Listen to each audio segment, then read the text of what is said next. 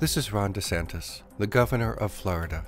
Maybe you have heard of him because of his abysmal policies during the pandemic, misrepresenting data, sowing mistrust, and actively telling children not to protect themselves. Maybe you have heard of him because of his endorsement of the Don't Say Gay bill that targeted the LGBTQ community and further the dehumanization of an entire population. Maybe you have heard of him because, while he was a lawyer in the military, he oversaw and approved human torture in Guantanamo Bay Prison. Maybe you have heard of him because he is probably running for president in 2024 as the Trumpism without Trump candidate. Or maybe, just maybe, you have never heard of him or have only heard his name, but nothing else about him. Now that DeSantis is gearing up to become president of the United States, it might be helpful to better familiarize ourselves with this man, his life, his political positions, and his aspirations for the future. Ron DeSantis was born on September 14, 1978, in Jacksonville, Florida. If we were to believe that each generation is better than the last, or more progressive than the last, this birthday might come as a surprise. If DeSantis had been born 1 year and 3.5 months later, he might be characterized as a millennial. Yet, people are not only the products of their time, but of their environment. Most men are their father's son.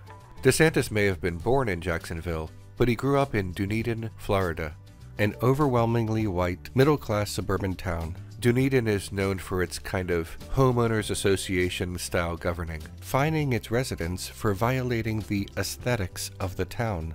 In one case, one resident was fined tens of thousands of dollars for uncut grass. The entrance to the town is marked with an arch that says "Defending Freedom," a socially conservative dog whistle. Nothing like the freedom of living in an almost exclusively white conservative town in which residents have the fear of God put into them if they forget to mow their lawn. This is where DeSantis grew up, and it might explain a thing or two about the man. The installation of draconian conformity was present throughout his entire life. After graduating college, DeSantis became a teacher at Darlington School, an exclusive prep school for well-to-do teenagers. While there, he earned a strange reputation. Mr. DeSantis was known to excuse the behavior of slave owners and misrepresent the cause of the American Civil War. He was also reportedly antagonistic towards black students. According to a report in the New York Times, several black students have come forward, some anonymously, and one willing to go on record with her name. Quote, Danielle Pompey remembers Mr. DeSantis, a Florida native and recent Yale grad, being an outsider like her, a New Yorker with a thick accent to match. But Miss Pompey, who is black and was on an academic scholarship, said she felt that Mr. DeSantis treated her worse because of her race. Mr. DeSantis, was mean to me and hostile toward me, said Miss Pompey, who graduated in 2003, not aggressively but passively because I was black. She recalled Mr. DeSantis teaching Civil War history in a way that sounded to her like an attempt to justify slavery. Like in history class, he was trying to play devil's advocate that the South had good reason to fight that war, to kill other people, over owning people, black people. DeSantis' views on slavery and the Civil War were so well known to the student body that a group of students made a satirical video about it for the yearbook.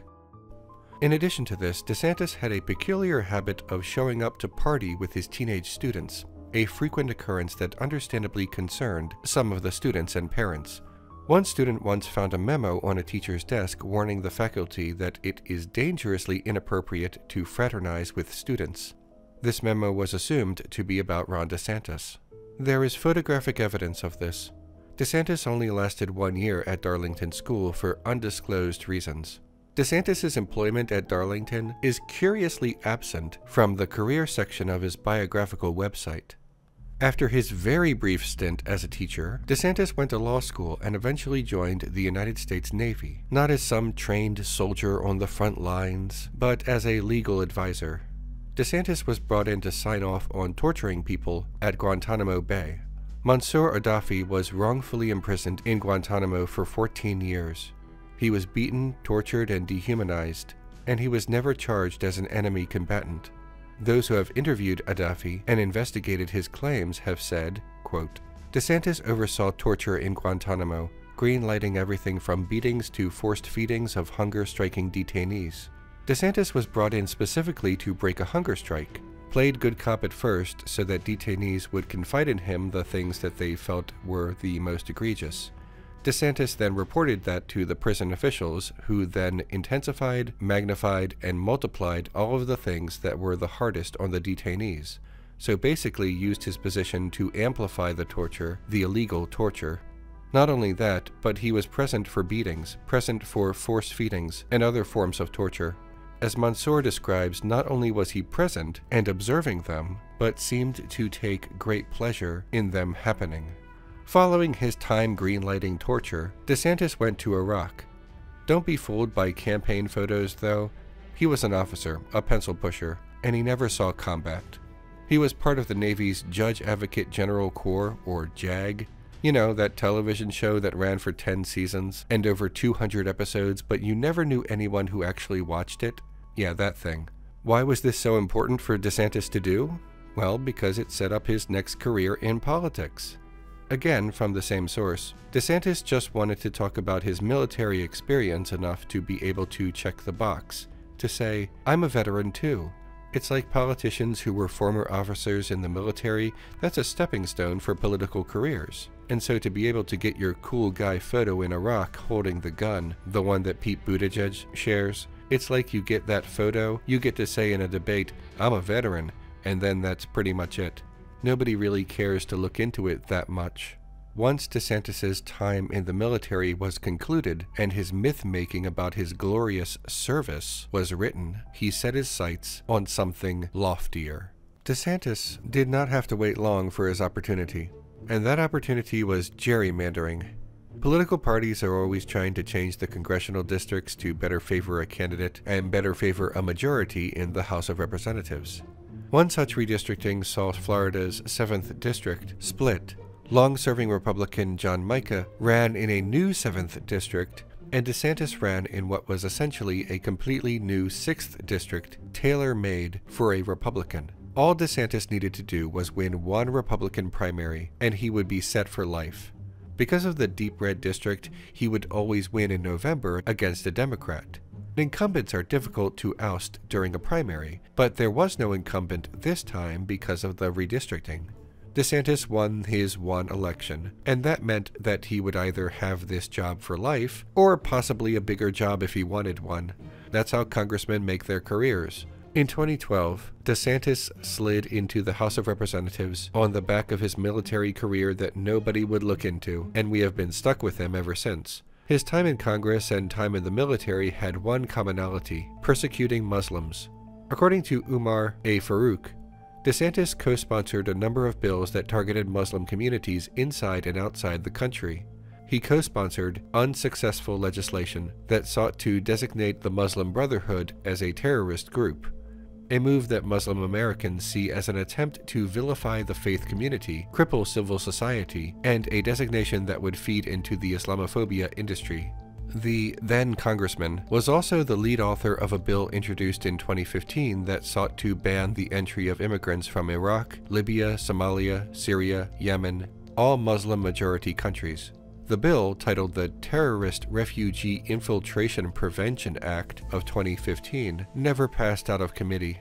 However, several years later, former President Donald Trump introduced his own Muslim ban, which included all of the countries named in DeSantis' bill, but added two more in its first iteration: Iran and Sudan. While in Congress, DeSantis even went after charities that helped people in Muslim-majority countries, citing ties to terrorism that were debunked completely. In addition to this, DeSantis has links to a number of Islamophobic figures and groups, including Act for America, which is designated an anti-Muslim hate group by the Southern Poverty Law Center. In 2018, DeSantis ran for governor of Florida. He won by attaching his politics to then in vogue Trumpism. By this point, Florida had become very red, and no longer much of a swing state. His victory in the general was preordained by demographics. So what are DeSantis' politics anyway? What did he try to accomplish, first as a congressman and now as governor of Florida? DeSantis is a far-right, Catholic, crypto-fascist. Light on the crypto part now that he hasn't received much pushback. Let's go through his views and his scandals one by one to get a better sense of the man. DeSantis ticks all the garden variety conservative boxes, but since he is mired in a more recent push towards Trumpism or American fascism, it's like all of those boxes, but filled in all the way and not just checked. Does that make sense? Let's take a look. DeSantis is an anti-choice politician, citing his Catholic faith as all the justification he needs for violating the autonomy of human beings. In 2020, Governor DeSantis signed a law that took away the right to privacy of pregnant teenagers, forcing parental consent. In Florida, a pregnant high school student can be forced to give birth if her parents demand it. Florida has yet to ban abortion altogether, but it is slowly chipping away at reproductive rights, gearing up for an outright ban. In early 2022, less than a year after the Dobbs Supreme Court decision, DeSantis signed a bill into law that limited abortions to the first 15 weeks. This has nothing to do with the right-wing talking point of fetal viability, and everything to do with limiting abortions and inching closer to an outright ban on the practice in the state of Florida. In late 2022, DeSantis appointed a judge who once denied a girl an abortion because she had a C average in high school grades. I am not exaggerating. Her GPA was the judge's evidence that the girl was not mature enough to have an abortion, but apparently mature enough to raise a child. DeSantis has a habit. It's not a very peculiar habit because of how common it is among politicians, but it's a habit that he engages in more often than the average politician. Donors to DeSantis's campaigns generally find themselves with fat government contracts in return. According to the Tampa Bay Times, while it's common for governors to stack commissions, boards, and task forces with their supporters, DeSantis has done so at a significantly higher rate than his predecessor, according to analysis of campaign contributions and political appointments. Since assuming office in 2019, DeSantis has accepted roughly $3.3 million in campaign donations from about 250 people he selected for leadership roles, a 75% increase in the number of donors appointed by Governor Rick Scott's first term in office, and over 10 times the amount of money. Ever since the beginning of the pandemic, the narrative coming out of the Republican Party has been that of opposition to safety measures, especially masks in public and vaccinations. This was popularized by the president, but other prominent Republicans ran with it once their base was excited by this new, dangerous talking point. Ron DeSantis has been particularly vocal in his opposition to public health, even going so far as to tell children not to wear their masks. In fact, DeSantis has profited from his public skepticism of COVID-19.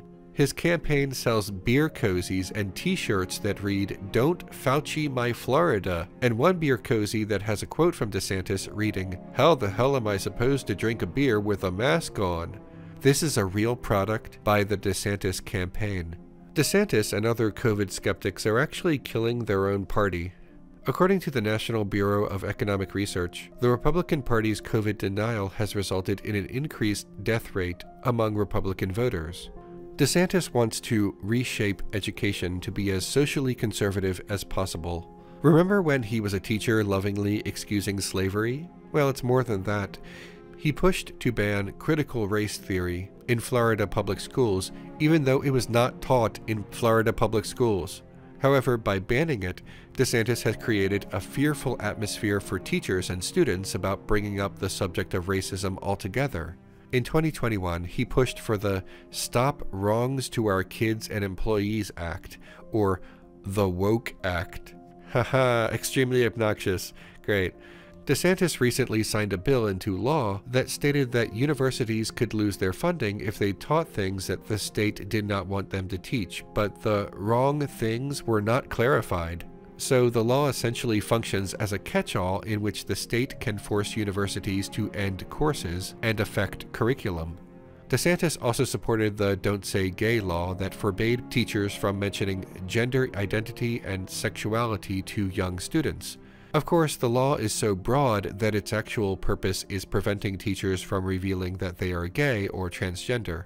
Supporters of the law clearly would have no problem with a cisgender teacher mentioning her own gender and using her own pronouns, but the supporters of this law would have a problem with a transgender teacher doing the same. Supporters of the law clearly would have no problem with a straight teacher wearing a wedding ring and answering questions about whether or not she's married, but supporters of the law would have a problem with a gay teacher doing the same. The law not using the word gay in its language does not change the fact that the law exists to be used selectively. If a straight, white, Christian man mentioned his wife while teaching a lesson and that exposed his heterosexuality, he would not be in danger of being fired at all. If he were fired for it, supporters of the law would be outraged because that's not what it's there for. That's not why they want it. They want it in place to be used selectively and to discourage gay and transgender people from becoming teachers in the first place. As a congressman, DeSantis opposed DACA and DAPA. Pretty boilerplate for a conservative of the time, but he went harder with his rhetoric as a governor. In 2019, he signed an anti-sanctuary city bill into law, which is strange because there are no sanctuary cities in Florida. DeSantis just wanted to signal his general cruelty to his base. More recently, DeSantis has been chartering flights to get rid of immigrants seeking asylum in Florida. The asylum seekers are told lies about where they are going and what they are doing, and then they are hurried away before anyone notices. This is also being done by Texas Governor Greg Abbott, so you know it's a really compassionate policy. In 2016, a lot of people were caught off guard by the results. In 2024, we should probably brace ourselves for a very real possibility of Ron DeSantis becoming president of the United States. Polling this far from Election Day is usually not accurate, but it's telling that DeSantis is already beating Biden in the polls before either of them even announced their candidacy, and only 2 months after the previous president announced his candidacy. So what can we do about it? I don't know. Poison? What do you want from me? I'm a YouTuber. Hi everybody. If you like what I do, make sure to subscribe to my channel and click the notification bell so that you never miss an episode. Also check out my Patreon link. See you soon.